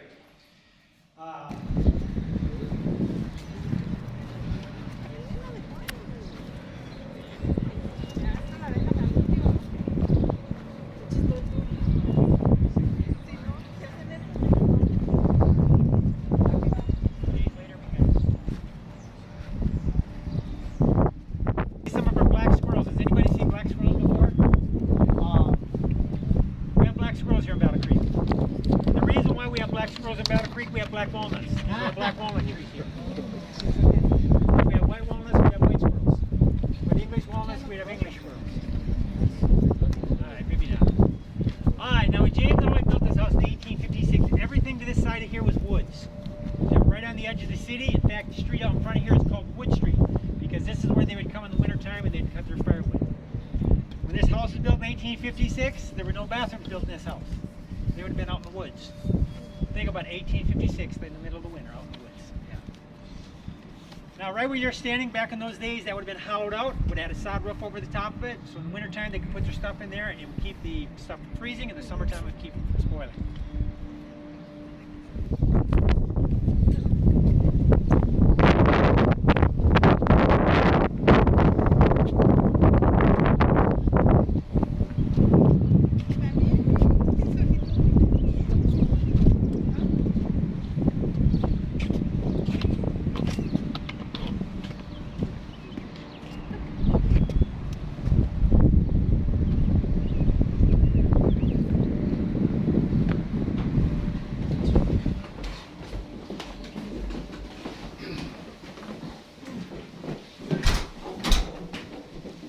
On behalf of James L. White, I'd like to welcome to their home. Now, they had this home built for them in 1856. They lived here for 7 years, moving on in 1863. Now, as well, they lived here in Battle Creek, though, that Ellen White was told that every woman's dream. She was needed to cook or she to clean. She was to hire her up to do that. She had more important things to do for the church. She had books to write, she had sermons to prepare. So at 5 o'clock in the morning, they cooked our breakfast to the family. One of the things that Ellen White loved for breakfast, she called them gems. We would call these biscuits. Now, Ellen White and I got along great. I love biscuits and gravy for breakfast. She could have brought the biscuits down to my house, or I'd have brought the gravy up here. We'd have had good breakfasts together. But we probably would have had to do it that way, because this was before the health message. Her gravy probably had pork in it. But then her biscuits probably had lard in it too. I guess I would have had to supply all the food in this house.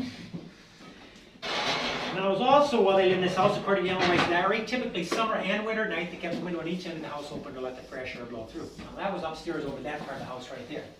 So possibly in the wintertime, when the cook would get ready to start breakfast, she'd start the stove down here first. Then she might go upstairs and close the upper windows, which were over this roof line, and open the lower windows, which are under this roof line. By that time, the stove could be going good, so she'd take the stick, move the board off there, and the heat from the stove would go up there and start heating up the bedrooms upstairs. Now, down this hallway here, the very far room down there is referred to as the meal room or the grain room. The one in front of us is referred to as the buttery, because that's where they churn their butter. That's also where they dry their herbs and vegetables and put their canned goods. Today, we would call that the pantry. So I grab my prop right here.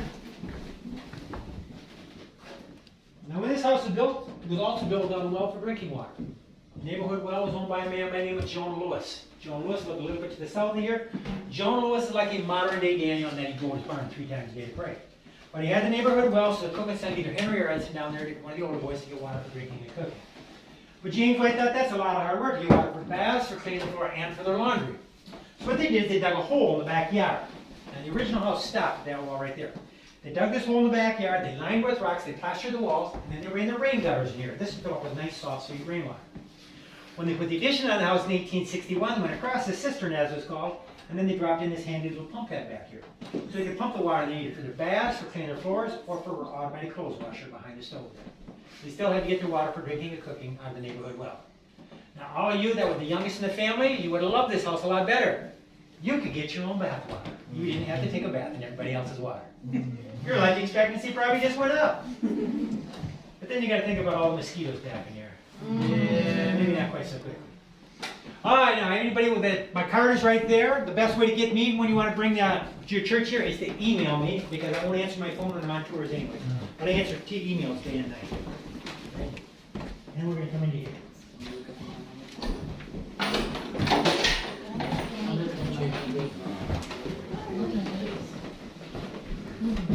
Excuse me.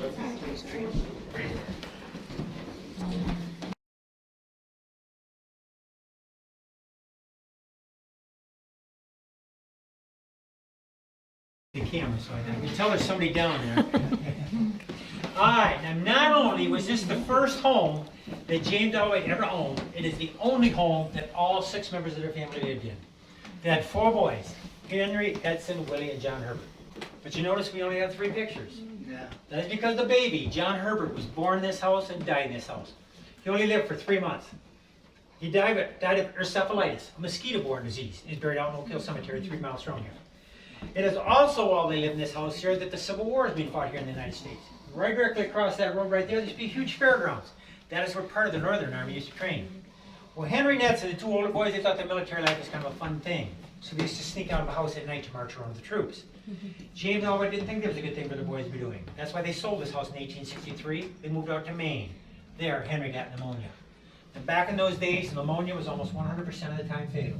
So Henry's dying wish, he was 16 years old. He made his mom promise that when he died, he'd be brought back here to Battle Creek so he could get buried next to his baby brother John Herbert.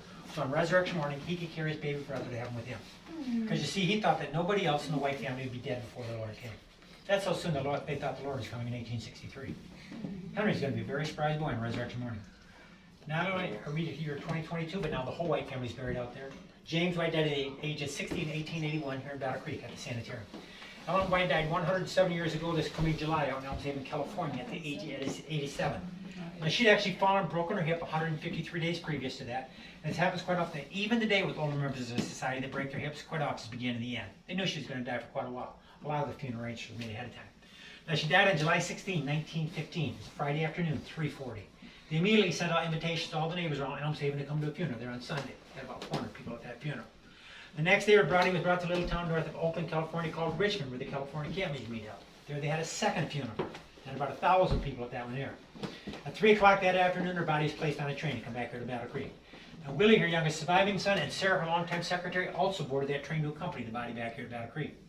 By Thursday night, the train had come into Kalamazoo, Michigan, about 20 miles to the west of there. There, 2 men joined the train. One was Edson White, the other surviving son. The second man was a man by the name of George Israel. Now, George Israel was the head of the funeral here in Battle Creek. So when the casket got here, it was brought to his house Thursday night. He was there all day Friday, and then Sabbath morning, right behind you, I'm going to get. Sabbath morning, July 24, 1915, 8 days after her death, they had a third and final funeral at the Dime Tabernacle. Now, they had a viewing of her body from 8 o'clock in the morning until 10:30. They had 6 young pastors to act as the honor guard near her casket, 2 were there at all times, 1 at the head of the casket, 1 at the foot of the casket, and every 20 minutes they'd switch with 2 of the other pastors. Now, the man that had the funeral in the top picture, that was Stephen Haskell. Now, he had been asked a month or so previous to her death to do the funeral, because H.E. Daniels, who was the General Conference president at the time, was over in Europe. If Ellen White had died sooner, he would not have made it back. Well, she held on long enough that Daniels did make it back, but because Haskell was asked to do it, they allowed him to do it. Now, they had 3,500 people in the Dime Tabernacle for that service. It seated 3,200, so a little over capacity. They had about another 1,000 people on the outside. So when the funeral ended, it pretty much shut down the city of Battle Creek, because they had hired every streetcar in town and every horse and carriage they could find to make a long train to 3 miles from the Dime Tabernacle up to Oak Hill Cemetery. On the top shelf there, you see the Review and Herald announcing her death, also the Signs of Times announcing her death. To the far right up there was a funeral program that was given out about 6 weeks after her death as a souvenir. To the far left, a book called In Memoriam, and there has many of those facts and figures that I just presented to you. Next shelf down there, you see the book Life Incidences, which is James White's autobiography, and Life Sketches, which is the first of 3 of Ellen White's autobiographies. There's also a bank book there that says James White had $4,684.45. Probably not his money. That'd be worth tens of thousands of dollars in today's money. That was probably Review and Herald money that was in his account until the Review and Herald Association organized. Oh, a little side note on S.N. Haskell up here in the top picture here, is that at one time he asked Ellen White to marry him. After James White had died, she'd been a widow for a while. Haskell's first wife, Mary, died. He came up to Ellen White one day and said, "Ellen, the Lord has shown me we should get married." Now think of this, he's trying this as a prophetess. Don't know what this man was thinking. Ellen White says, "Well, the Lord hadn't shown me the same thing. No, thank you." But she said, "I do know a lady that's looking for a husband. Her name is Hetty Hurd." So he went over and married her. You know, women always tell us, guys, we just need directions. That's all he needed. There was also a man in the house in 1858 that James and White were preaching toward northern Ohio. March 14, 1858, it was a Sunday in a place called Lovetts Grove, Ohio. James White had been asked to preach at a funeral. When he got done with the sermon, Ellen White stood up to console the family of the young man that died. When she did that, she went into a vision. The funeral stopped. When she came out of the vision, the funeral continued on the graveyard, and James and White started making plans to come back here to Battle Creek.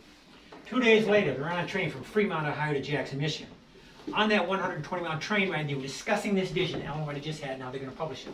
Now, they thought they were just talking between the two of them, but somebody may have been listening on their conversation. When they got to Jackson, Michigan, Dan and Abigail Palmer were the first converts to the Sabbath message in the state of Michigan, came to the rail station, picked them up to spend the night at their house. While Mrs. White and Abigail Palmer were in the room talking together, Ellen White had a stroke. She was 40 miles from home. She never thought she'd live to see her kids ever again. They had a special prayer for her. She got recovered enough that James White got her on the train, got her back here to Battle Creek, and carried her into this house. 3 months later, she was shown who it was that was listening on that conversation in the train, because she was shown Satan that tried to kill her with that stroke in Jackson, Michigan. Why had Satan tried to kill her? It was the vision her and James were discussing about publishing. And that vision was a great controversy. Why would Satan want that book published? It's like we now have the game plan for the other team. Satan can't do anything we haven't been shown if we read the book. When she started writing that book here in this house in March of that year, she could write 1 page and have to rest for 3 days. That's how severe the attack was on her life. By May of that year, she did the 10-hour testimony of it in the second meeting house. And by June of that year, she had the book ready for publication. It's called Spiritual Gifts, the great controversy between Christ and his angels and Satan and his angels. Now, it's a little book with a huge title, but you know exactly what's in that book by its title. Very descriptive title. She spent a lot of the rest of her life expanding that book. They've just shortened it down to the great controversy. Now, when that particular book came up for sale in the September 9 issue of the 1858 Review and Herald, you would buy that 224-page book for 50 cents. That is probably our most valuable artifact in the whole village right there, because that's one of the original ones off the press. I'll let you guys look around there, and when you get done, come up in the in-law apartment, just watch your step coming up in here. All right, this is that in-law apartment. This is where both James White's and Ellen White's parents spent some time. Now, when James and Ellen White sold this house in 1863, the Battle Creek Tabernacle didn't buy it back for 103 years, in 1966. And at that time, without doing any research, they just assumed that Ellen White had written the book, The Great Controversy Upstairs. That myth persisted for 50 years, until after the 100th anniversary of her death, all of her paperwork went out for for research. They'd been holding some of it back because they didn't want to embarrass any of the families that might have been written in it. At that time, they found out that Ellen White actually wrote the book in the lower northwest corner of the house, which would have been a room right behind this wall right here. Now, during that 50 years, when they thought she wrote the book upstairs, they turned this into a janitor's closet. So if anybody ever asks you what's one of the most important rooms for the whole Seventh-day Adventist Church, you can tell them it's the janitor's closet at James Ellen White's house where she wrote the book, The Great Controversy. That's one of those oops moments, maybe not quite so big as tearing down Lofborough stars, because we can fix this one here. All right, everybody's rested up? We'll head out. Watch your step coming down.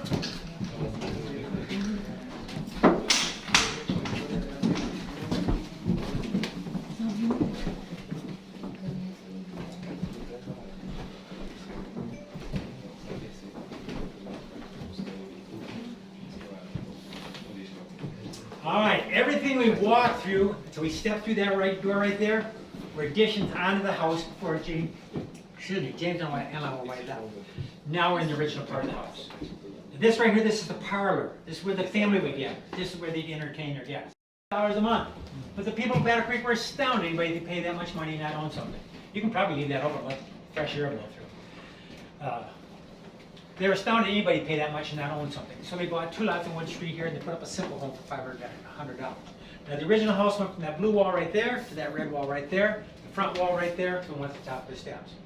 Now that blue room back there, that is the boys' bedroom. That bed in there is called a trundle bed. We do know they did have a trundle bed. So in a bed like that, probably the older 2 boys would have slept on top, Willie would have slept on the bed that pulled out from underneath. Now the ropes on there, those were the springs of the day. If those ropes begin to sag, use that thing with the handle on the bedspread there to tighten the ropes up. The mattresses, they would have been filled with whatever is available at that time of the year. It could have been hay, straw, grass. They were lucky feathers. But that's what that term sleep tight didn't know what the bed bugs might come in, because they were sleeping on tick mattresses, and then I went and bugs were in there. At 5 o'clock, the cook started breakfast. At 6:30, the family as a whole would go into the dining room. And that was the original dining room and kitchen until they put the addition on when we came in, and that just all white owned is that wooden stand with the Bible on it right there, with the flowers on it right there. So it's from this time period, so technically it could have been in this house. We just don't have that proof. We just have the proof they own it. They might have bought it as used furniture. We just don't know. Their worships here were at 7 in the morning, 7 at night, just like clockwork.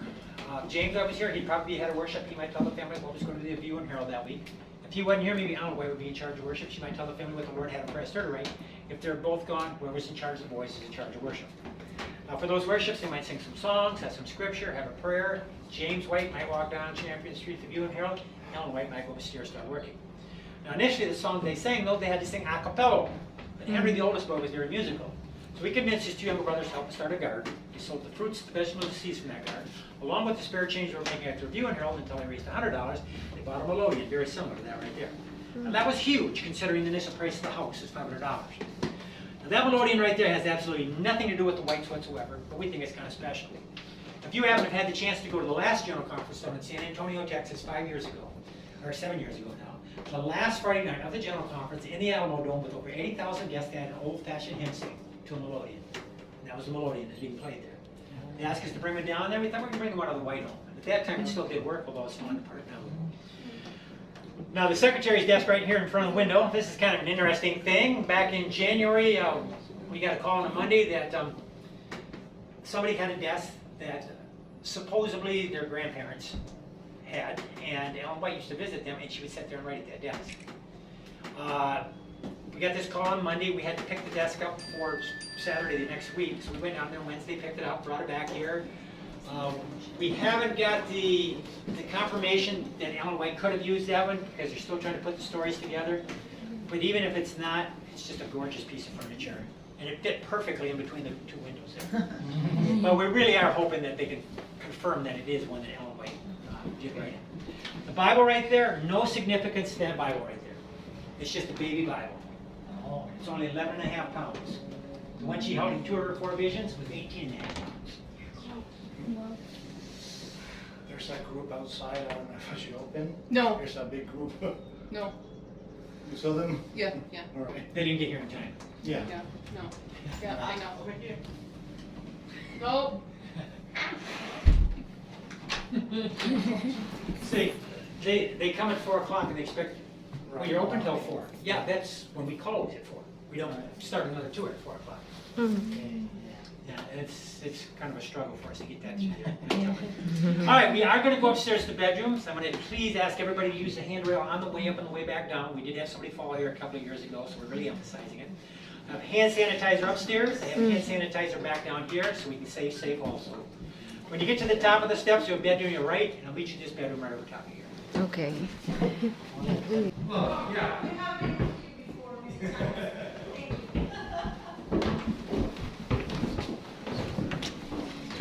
Go upstairs. Falou que esse era o quarto do... Falou que esse...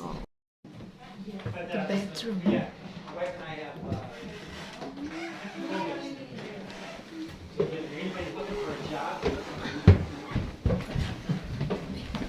only 80 hours a week in the summertime, you know, just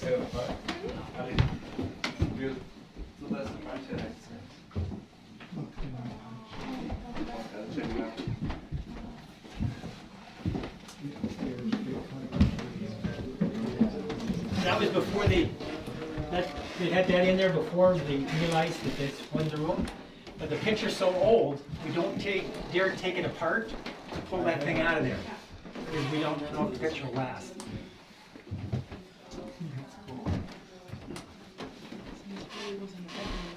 All right, this bedroom here is Ellen White's bedroom.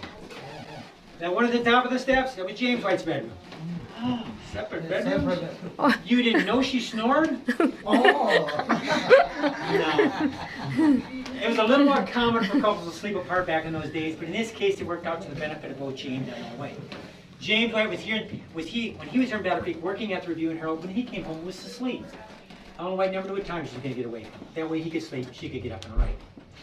Now this room in the house is probably the warmest room in the house both summer and winter. I can guarantee it is in the summertime. If it was 80 degrees outside, like it is today, we don't want to be up here very long. But if it was 90 degrees outside, we'd be looking to go downstairs all day. But in the wintertime, she not only had her own stove, but she had the stovepipe from downstairs. So once they got those windows arranged, this room could get a lot of heat. But her health was never very good, so she also had something like this. Now this right here, they could take this here, take some coals from out of the fire, put them in there, and if Ellen White were sitting in a chair like that, she'd put that on the floor, put her feet on it. If your feet are warm, it makes the whole rest of your body think that it's warm. Now some people say, well, that is a great artifact, but how do you know that Ellen White had one of these up here? Well, we go to Willie. Now Willie White, when he wrote his memoirs, he had a game very similar to this right here. So while his mom would be up here writing, he'd just take his marbles and he'd quietly play with them in the game. So those marbles would go back and forth, back and forth, back and forth, until they dropped out of the end, when they dropped into the cup of the footworm.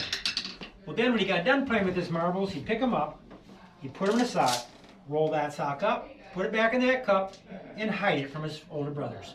They were stealing his marbles, and nobody likes to have their marbles stolen. Now the little bed behind the stove right there, that is probably very similar to the one that John Herbert was in for the 3 months that he lived. It's very possible that he could have been dressed in something like this. Yes, little boys and little girls wore dresses back in those days. Boys sometimes all the way up to the age of 3. And back in those days, they didn't do pink for girls and blue for boys. They both wore white, and many times they didn't cut their hair either. So the way they tell the difference between the little boys and the little girls, the boys they'd part there on the side, the girls they'd part in the center. That way if you're looking to a baby carriage, you knew immediately if you're looking at a little boy or a little girl by the way their hair was parted. I wish they'd do something like that today. I have embarrassed myself so many times with people that have babies, and I say the wrong thing. So now I just say, you have a baby. I'm not going to say boy, girl, I'm not going to say cute, because I've never seen a cute baby in my life. Now, I told you this house didn't have any bathrooms. Oh. It did have the nighttime toilet. Now here in North America, it is generally referred to as a chamber pot, but it has a lot of good names. Now if you're in Jamaica, this is called a chimney. Tobago, it's called a thunderbolt. Haiti, it's called a vase. Trinidad, it's called a posy. Spanish, call it a basiniga or basinilla. The Brazilians call it panico. Philippines, they call it areola. The Russians, they call it a gershak. But I think the Australians have the best name for it. They call it a gazunda. Because a gazunda the bed.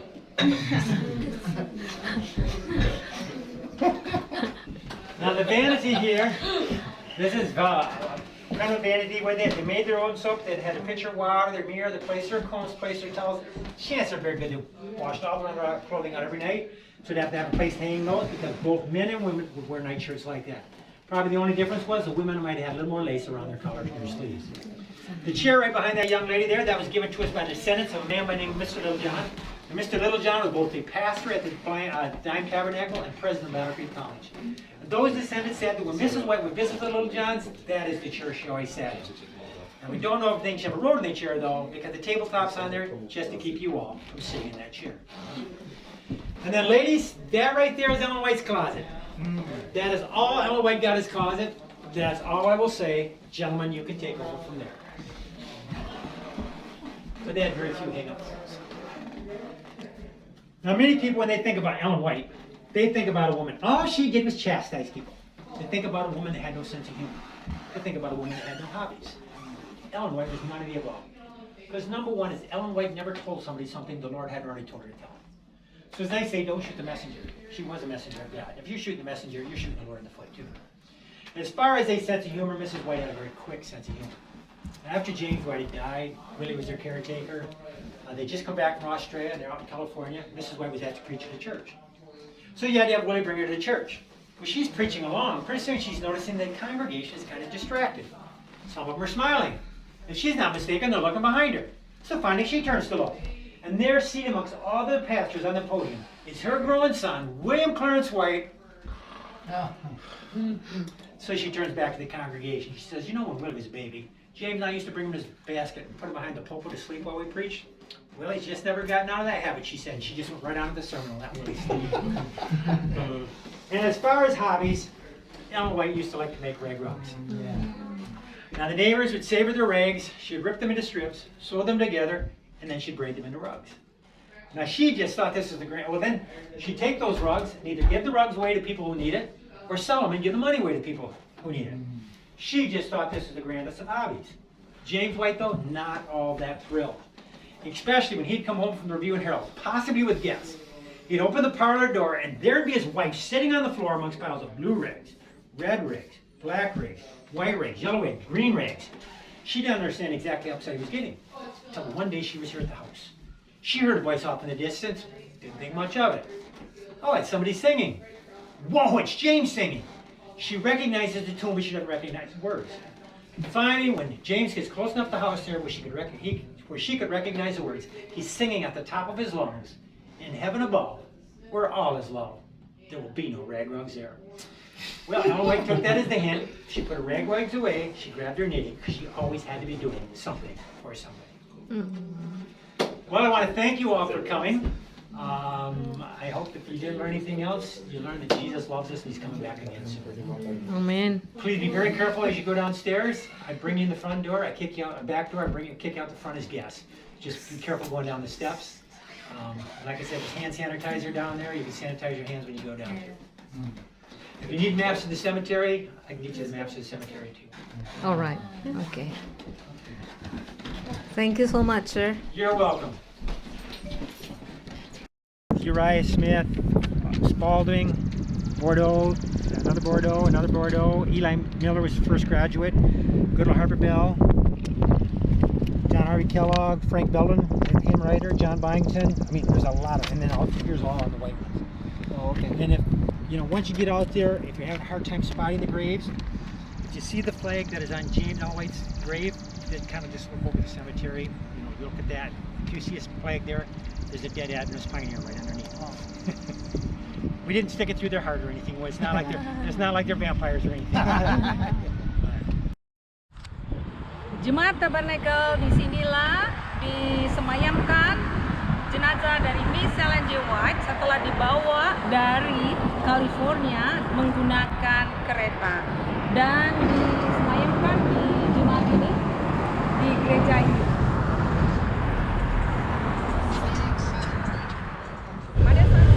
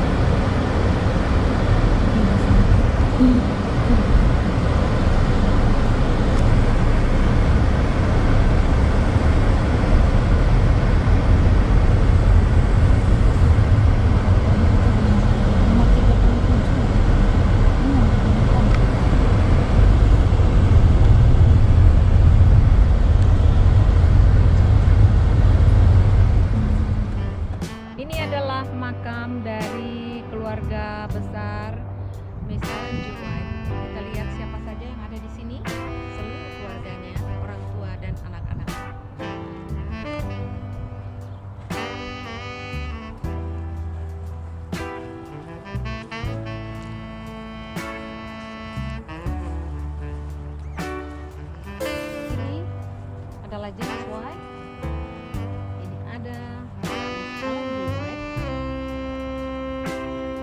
ini adalah anak yang tertua Henry White.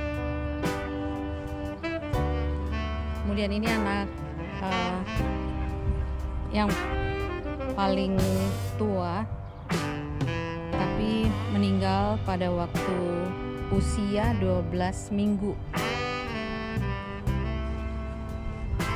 Ini adalah bapak dari Nyonya Ellen G. White.